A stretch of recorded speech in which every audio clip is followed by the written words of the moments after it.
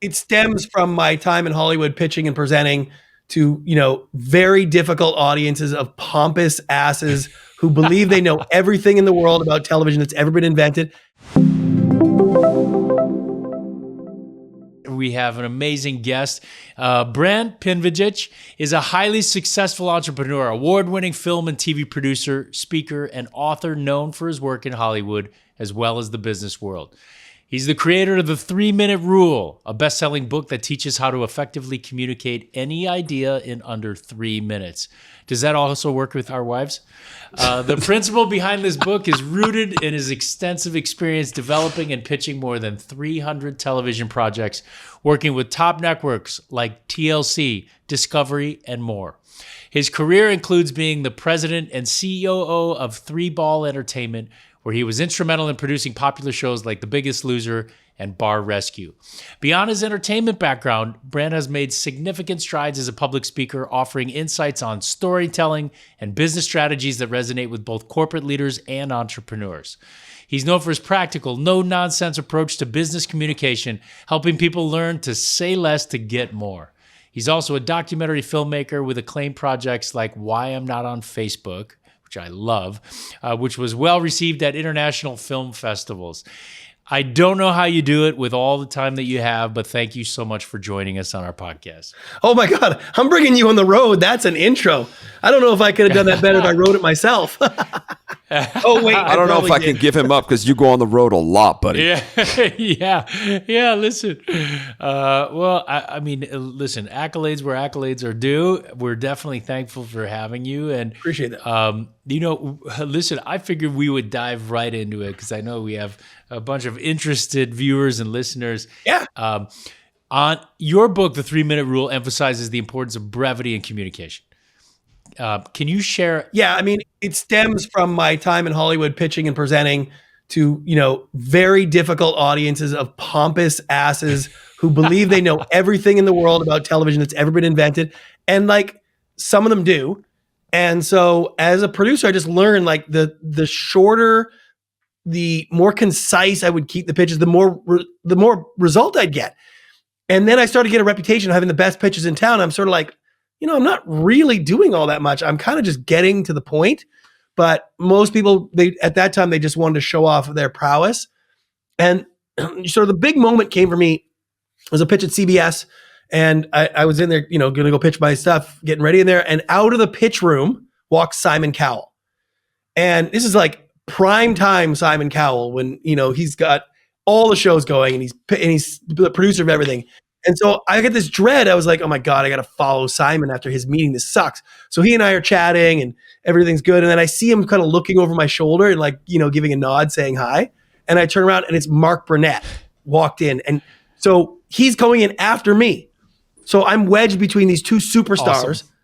And I'm thinking, and I sort of got in a panic and I was like, you know what? Like, why is the president of CBS going to want to hear me talk about anything when these two guys are wedges? So I got sort of so worked up that I got into this room and I pitched, here's what the show is. Here's why I think it's great. Here's how it's going to work. Here's what's going to cost. And that's it. And I was out of that room in 9 minutes. And my agent said to me in the lobby, he's like, oh my God, that was like the best pitch I've ever seen. Like, you got to do more of that. And I was like, I just wanted to get out of that room. Yeah. And so I would do that often. I would just be like, here's what it is.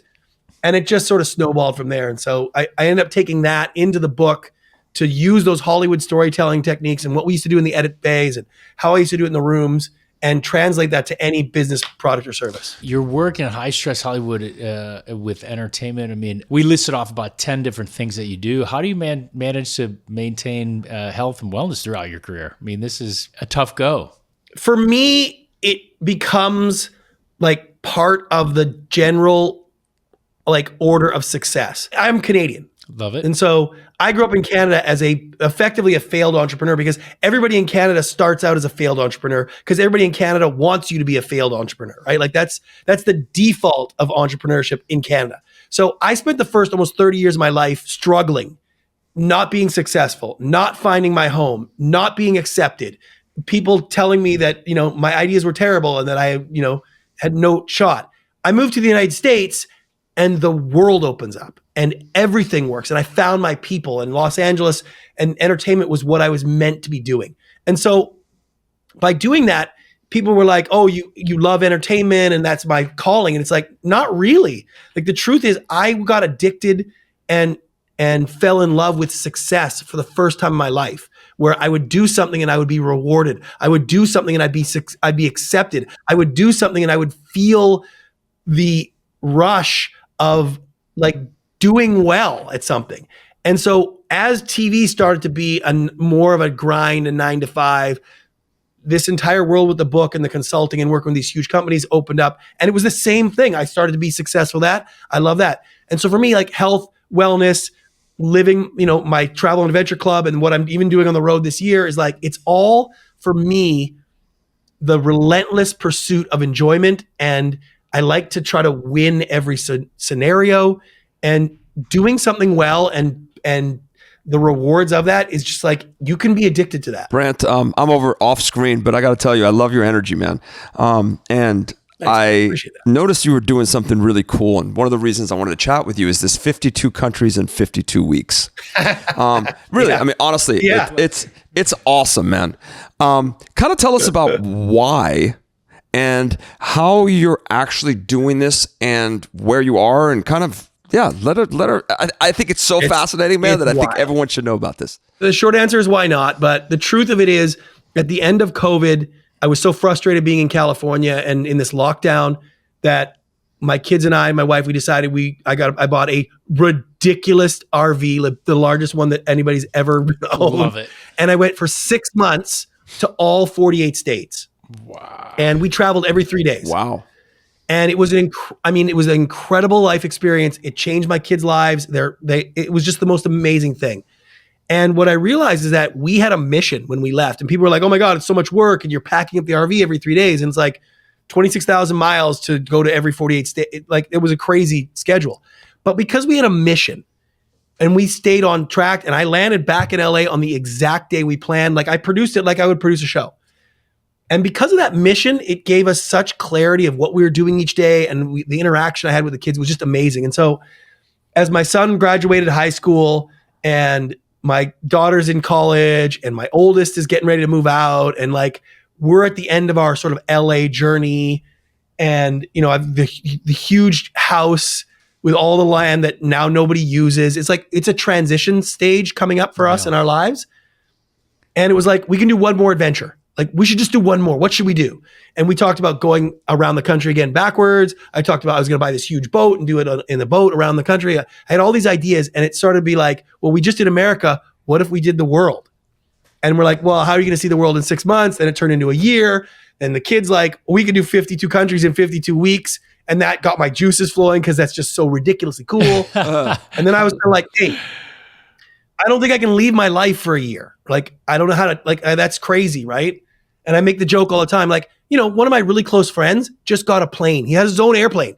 You work your whole life to get a friend that has an airplane. When he buys one, you don't leave. You don't run away. That's the whole opposite. But my son just basically said, I'm not doing anything else. I'm going to go to college. I'm going to go get a girlfriend. I'm going to go play with my friends. I'm going to get a job. If you want to go around the world and visit for 52 weeks, I will put everything on hold and we will go do that. It's like hard to say no to that. Yep. And so we started July 1st. We did Europe first. And so we went all through Europe. I'm in Turkey right now. Amazing. Week 19. Amazing. We're doing Africa next. So I got 6 weeks in Africa. Then I'll do 6 weeks in the Middle East. Then I'll do India and all the Pacific Rim and Oceania. And then I'll do Australia and all the way across South America. And I'll be back in Los Angeles July 1st. Wow. So that is and every day we're out to find the best things to do, the coolest place to stay, the most fun, interesting people to meet, and the best food in the world. And it's been wild. It's a lot of work, but it's been fun. What an experience. I mean, talk about a learning experience for your family. I mean, that's like it's great. I mean, gosh, there's no school that can teach anything near that. You know what I mean? I noticed in your documentary, Why I'm Not on Facebook, you explore kind of the impact of social media on mental health. And I'm wondering how you run it in your family as well. I mean, what are your thoughts on maintaining mental wellness in our digital age? Man, don't look at me, and I'm a disaster. Terrible. I do feel like everybody. I am. Yeah, it's terrible. but for me, again, it goes back to my core need to be successful and to be something for other people, right? Like my joy is to provide experience and joy for people. I literally run a nonprofit travel club so I can just have all my friends tell me how cool I am because I take them on cool trips, right? Like if you clap and tell me I'm pretty, I will do anything. And so what happens is like on social media, the people that like sort of follow me in my core group is like, they love the journey so much that it's like, I feel responsible. Like I will spend too much time and too much energy, like gathering details, filming things, like, so I can share it with them because I know that they really like enjoy that. So I'm hooked on that side. And then I can't get away from it. Like it's, by the way, you're pretty and I want to come with. That's my boy right there. That's my boy. So I wish I could say I was like not like completely swamped and addicted to it. And I wasn't like, I had a dopamine addiction that I sleep with it in my hand. I fall asleep. I wake up, I grab it again. Like it's pretty bad. Yeah. But you're still not on Facebook. I'm a high energy guy that needs a lot of input. And so it provides me input. And so I will make a change. I am 100% committed to making that change, just not while I'm on this trip. I got too many other things to do. So it's so convenient for me to pull that out and be like, oh, I'll put that in there when I get back to Los Angeles thing. You know, it's like I'm riding 8 to 10 pounds heavier than I've ever been, that I'm comfortable. I've custom suits for my speaking stuff. They don't fit.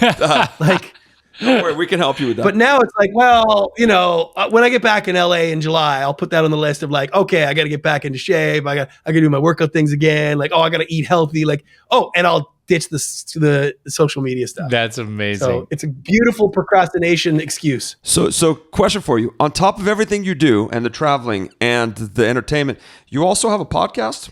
Yeah. You know, I love people. I love interviewing people. I love all that stuff. Like, so tell us about your podcast. It's, again, why I'm not. So I got. Yeah. So it's basically an exploration of like, it stems from when I did Why I'm Not on Facebook, which is like, I didn't understand Facebook. But then you look at it, it's like, wait, how could so many people be using it? Like, am I the only smart one and they're all dumb? Like, who wouldn't love to believe that? Turns out that wasn't true at all. And then I did a short film that did incredibly well called Why I'm Not on Pokemon Go. And it was basically, my daughter was totally addicted to Pokemon Go. I caught her sneaking out of the house in the middle of the night, and it wasn't to go meet a boy. It was to go catch Pokemon running around the neighborhood. So I was like so stunned by that. I was like, well, it seems so stupid, yet so many people are into it. Maybe I'm not the right one. So I did that film, and I started to look at other sort of ideas, things that I don't understand. And the idea is like, just because I don't understand them doesn't mean they're not good. Yeah. Right. And so I try to look at it from another perspective, like, you know, any sort of thing that people are really into, there's got to be a reason. It's got to be some sort of value there. And just because I don't see it is not usually, so far it has proven that it's not usually, I'm not the righteous one. It's usually I'm the dumbass. I love that. I love that perspective. You know, it's interesting that you deconstruct it and you try looking at it from a different vantage point, because most of us don't. We have an opinion and we say, oh, okay, you know, you're an idiot, and that's it. Yeah. You've worked with some of the biggest TV networks to create hit shows like The Biggest Loser, right? How did you deconstruct that and you learn about motivation and behavioral change from all these experiences? You know, I think that for me, one of my natural like sort of superpowers is being able to take a general complex idea and putting in very simple, clear messaging, and be able to deconstruct those ideas and then lay them out in like a breadcrumb way. A lot of people pitch and try to give you their information in a shotgun. Here comes everything I know, right? And I've been really good about the breadcrumb technique and leading audiences.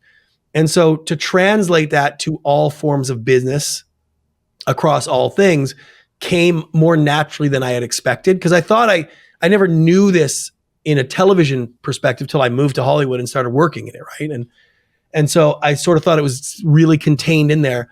But, you know, I had bumped across an investment banker who had watched me pitch in a bar one night. I had too many drinks and I was pitching a bunch of shows that the networks had been passing on. And I was saying like, look how genius this idea is. The networks passed, right? And he had seen this and there was people watching, and he came and said, hey, can you teach my clients to do what you do? And I was like, no, I can't show people how to sell TV shows. He's like, no, show my clients how to pitch their ideas without putting people to sleep. And so I thought that was so weird, but he invited me to this investor conference. He's a big investment banker. And I sat with this oil and gas guy at his presentation. He's raising money. It's a small cap public company and he's raising money, 25 people in the room. And he pitched his thing for 25 minutes. And it was the worst thing I'd ever seen in my life. I could not believe that this was the CEO of a $2 billion company. And he asked me, like, what do you think? And I was like, well, I thought you said something about still being able to drill for oil at $32 a barrel while everybody else is laying their rigs down at 39. And he's like, yeah, because I got this lease, blah, blah, blah. And I was like, well, it took you like 19 minutes to say that. Like, we should move these slides. So I moved the slides. And what was interesting is he did another presentation with the slides moved and he stumbled like quite a bit because the slides weren't in the order that he thought. Right. When he did the pitch, nobody said a word. There was no questions, nothing. Nobody. I mean, it was such a dud. Even though he was stumbling through this, the information was so much better laid out that people were engaged and they were asking questions and like, it was a noticeable difference. And so he begged me to come out to Los Angeles and work with me for the weekend. Like I was like, I have a job. I don't know what to do. And it was so funny because the investment banker was like, just tell him it's a ridiculous amount of just tell him it's over wildly expensive just to hang out with you for the day. And I was like, all right. And so he called and I was like, he's like, how much? And I was like, $25,000. He's like, okay. And he showed up. So I was like, well, I got to work now. Like, so I rented a suite at the high end ballroom. You know what I mean? It's a Saturday because it's like, okay, here we are. He flies in. And I don't know anything about oil and gas, not a single thing about oil and gas. And we just get into the boardroom and I get the big whiteboard and I get my Post-its and I'm like, let's just break down what your company does and how you do it and why you do it and what makes you different, just like I would a TV show. And so there's a picture of that actual client in my book. And it's like, I just broke it down like a TV show.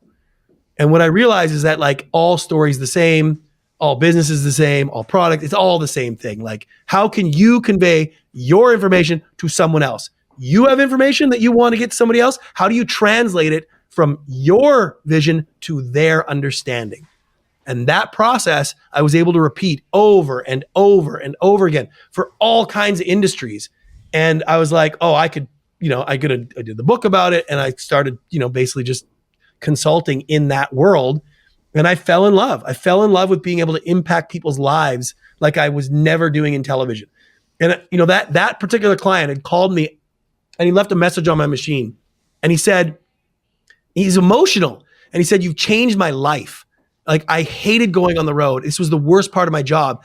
Now we completed our raise for money and my wife thinks you put something in my drink and like, I'm so happy and I'll never forget what you've done for me.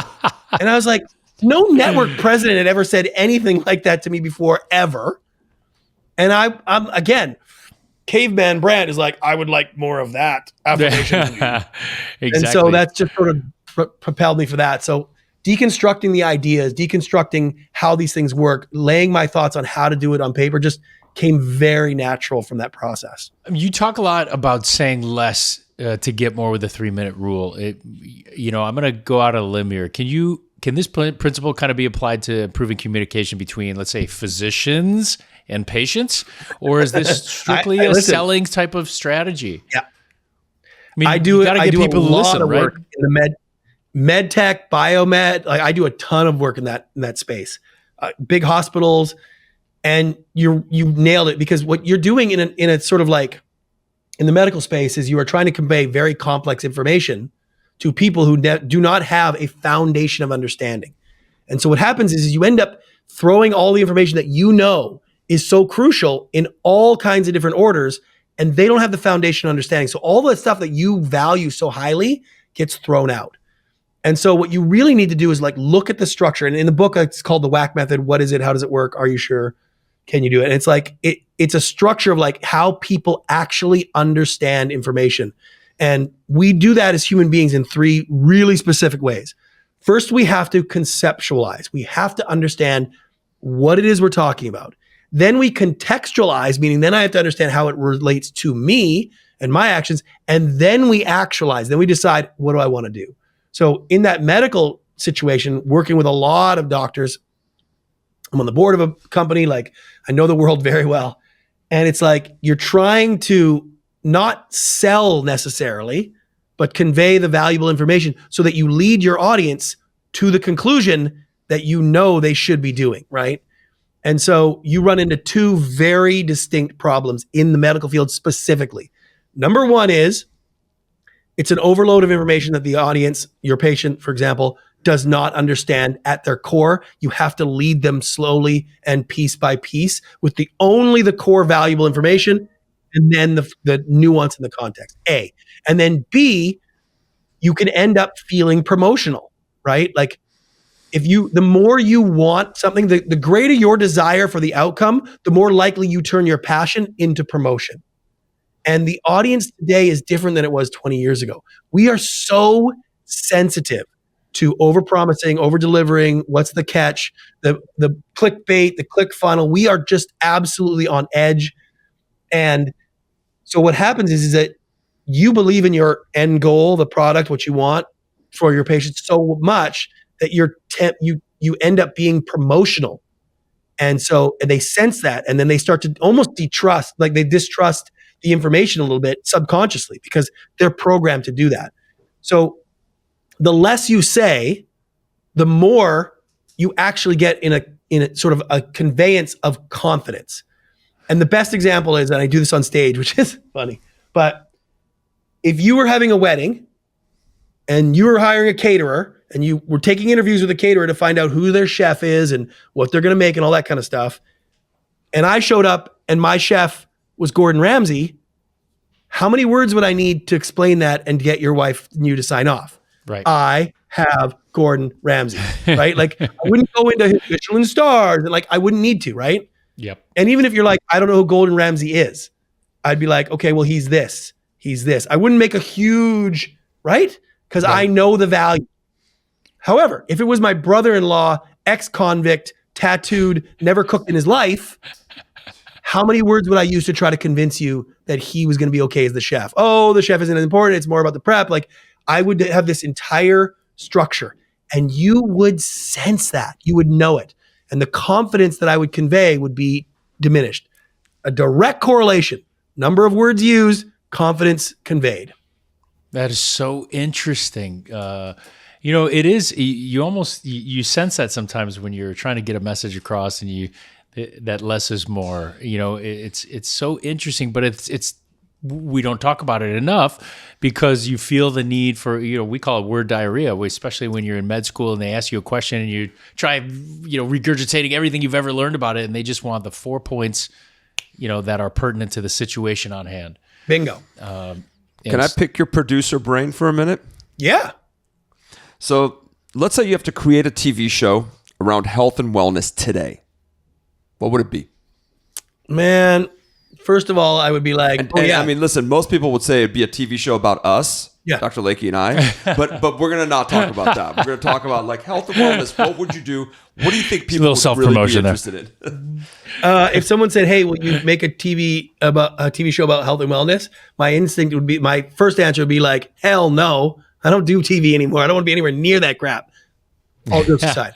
I think the idea is transformation is the key to television, right? Like you have to start in one place and get to another place. There's no reveal. That's been the biggest issue in sort of quote unquote medical television. I've pitched, developed, sold, made probably 50 shows in the space around weight loss, health, wellness. I mean, I did The Revolution on ABC, a syndicated strip show, which was all about health and wellness. I did a show with ABC called Change the Day You Die, which is basically, all the medical tests to tell you what your actual age is on the test. And then you do all these things to change the age. The problem is without stakes, it just doesn't sell. So in the world of transformation, weight loss is the one piece that people see with their eyes on TV. The only thing that in this stage really could work on TV, as sad as it is probably Nip Tuck, the reality show.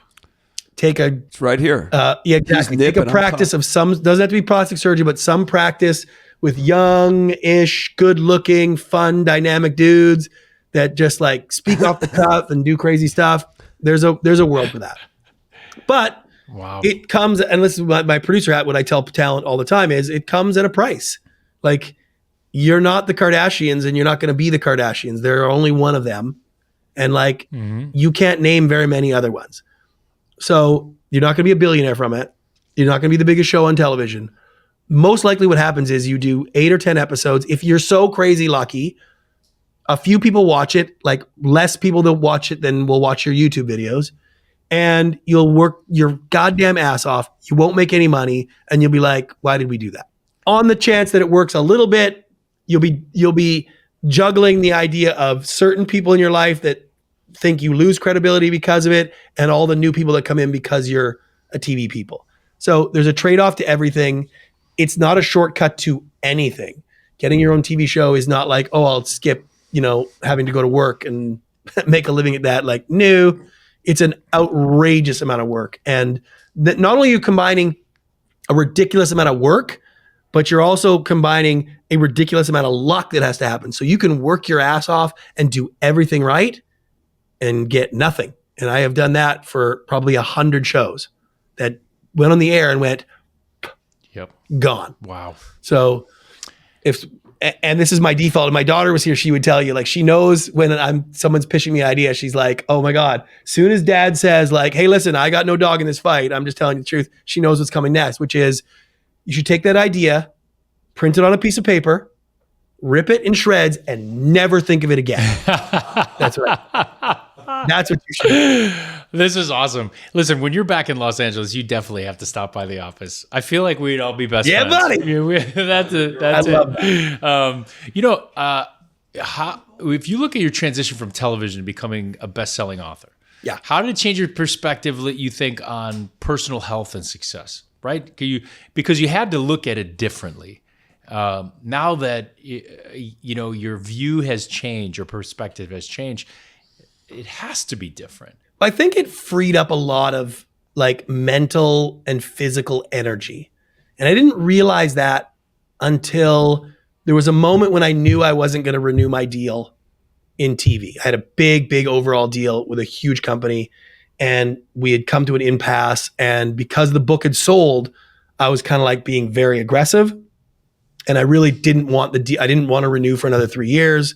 They didn't want to pay me what I was saying. I was kind of demanding things that were outrageous, trying to convince myself that if they said yes, it'd be worth it to do another 3 years, which I knew I wouldn't be able to do anyways. So when that deal didn't work out, and so then I was free, and I was finishing the book, I had already sold it, and I delivered the book to the point where the final edits that I could make were done. And now it has to circulate through Random House, all of the levels, to all of the people who don't know who the hell I am, don't care, would never take a meeting. They don't give a crap about anything else but what's written on that page. It was a very difficult time for me because I sold the book in the room and I had lots of offers from publishers, but a part of me believed that because I was in the room, and most people are defenseless against me in the room, right? Like, this is what I do for a living. I'm, arguably one of the best in the world. And so these are publishers in New York that are not used to dealing with that. So part of me believed in my imposter syndrome that I had swindled them a little bit. And they had already given me the advance. So it's just like, oh my God. And so it was very agonizing to send chapters in and to deliver it right to my editor, who seemed like he's a nice guy and he liked it, but it was going to be out of his hands. And again, it's going to people who don't know anything about anything other than what they read. And so there was a point after I had not taken the deal, and the editor called and said, hey, it's between you and Bob Iger for the October spot. And you probably won't get it because it's probably not good, but maybe. Anyways, when I got that spot, and I remember saying to him, I was like, oh my God, like, the book's good, right? And he's like, what do you mean it's good? Like, we've been telling you this from the beginning. You don't believe us? And I was like, well, I just, I don't know. I just thought I convinced you. And so I realized at that moment that TV was not my backup plan anymore. Because when you leave TV, you're like, oh, I could always go back, right? Like, I'm Brant, I can go back and get a job anyway, right? It was at that moment where I'm like, I'm never going back. I will never do this for a living ever again. And the freeing nature of that, and the guy at ABC who's running ABC who called me and was like, hey, you want to go to lunch? And I was like, no, like, I don't want to go to lunch with you. I really don't. Like, I got nothing to talk to you about. I don't really like you. Like, you did crappy things to me for 8 years, and I put up with it because you run the network, and so I have to do that. And I would see people at a party or whatever, and I was like, oh my God, I'm saying goodbye to this party that happens every year. Like, this is really goodbye. And so the mental freedom of not having to ask people for favors, not try to wrangle a conversation into, oh, by the way, what are you looking for at your network? Like, was so outrageously freeing. I didn't realize what a weight that was on me mentally and physically, just constantly grinding to better your status with everybody. And like a new person gets a job. Oh, hi. Oh, hey, congratulations on your new job. Let's go to lunch. Like, that was gone. Hollywood. And I now I kind of chase that freedom, right? Like I don't want to be responsible for people or things. I don't want to have to try to make friends to try to get something from somebody.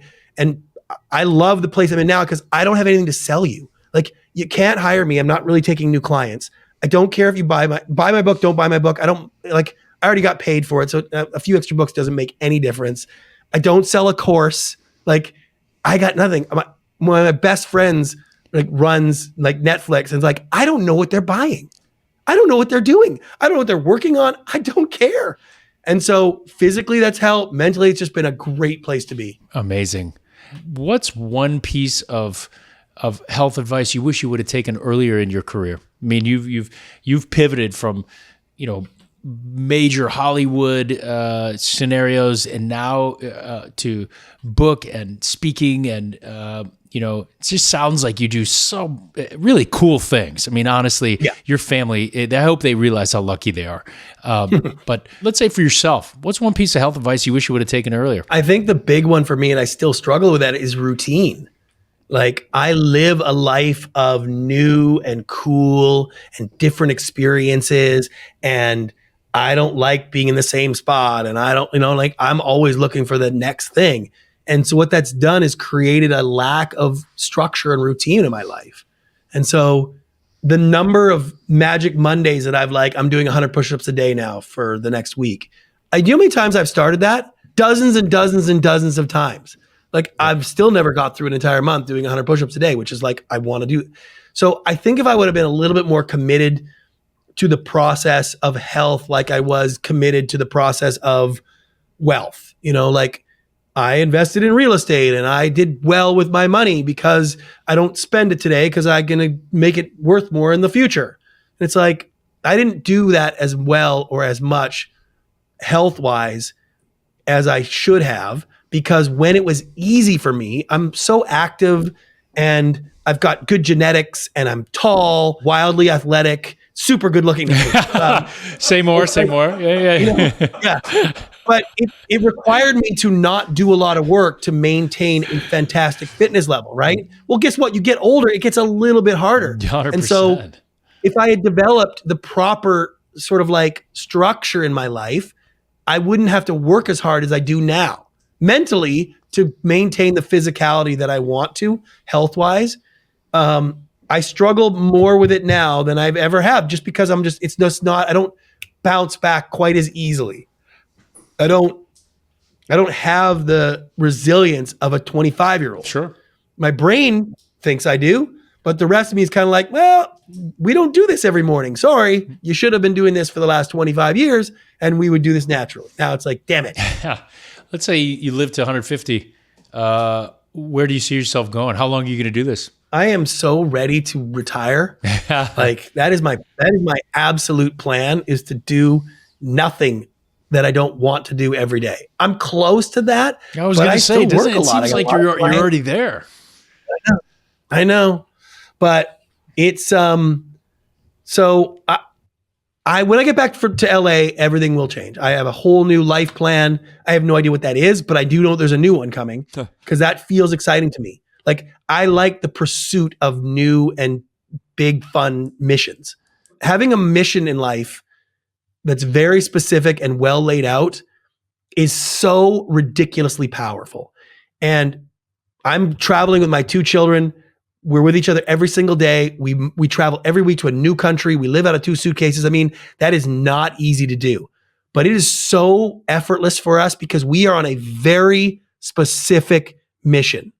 We're doing 52 countries in 52 weeks. There are parameters, there are rules, there are guidelines, and that creates a sense of purpose that makes all the difficult things effortless. Amazing. And I think in life, that people who are blessed with that mission and the parameters of it really defined, that's where you find like a purpose, a happiness, a joy. I think that's important. I love that. Well, listen, you said July 1st, you're back here in Los Angeles. Hopefully shortly thereafter, you can stop by the office because I'd love to have you in person. And you know, this has been eye-opening for me. I think you're a fantastic individual. I mean, we've read about you and seen some clips, but just having you in person, I understand why that is your superpower. You just have that gift, and would love to meet you in person. That'd be great, man. You can count on it. Awesome. Well, listen, hopefully the viewers learned as much as I did and the listeners. Once again, keep sending in all of those questions and the feedback. We love hearing it, and that's how we come up with some of our topics. Ultimately, Brant, listen, we're so thankful being the busy guy you are. You're even in Turkey right now. We definitely appreciate that. Turkey. Enjoy your family. Enjoy the rest of your trip. Looking forward to seeing you back here when you get back to Los Angeles. Rock on, team. Anything you guys need, you let me know. Awesome. Take care, buddy. All right, guys. Listen, once again, this is Forever Young. I'm Dr. John Layke. I'm Dr. Payman Danielpour. You can listen to us wherever you listen to your podcast. Check us out on your social channels, YouTube, Instagram, or TikTok. Peace. If you like this video, you're going to love this one. And it's all those feel-good hormones, the oxytocin, the dopamine, the serotonin. It's amazing. You can't imagine your life without this person, and the sex is great until it's not.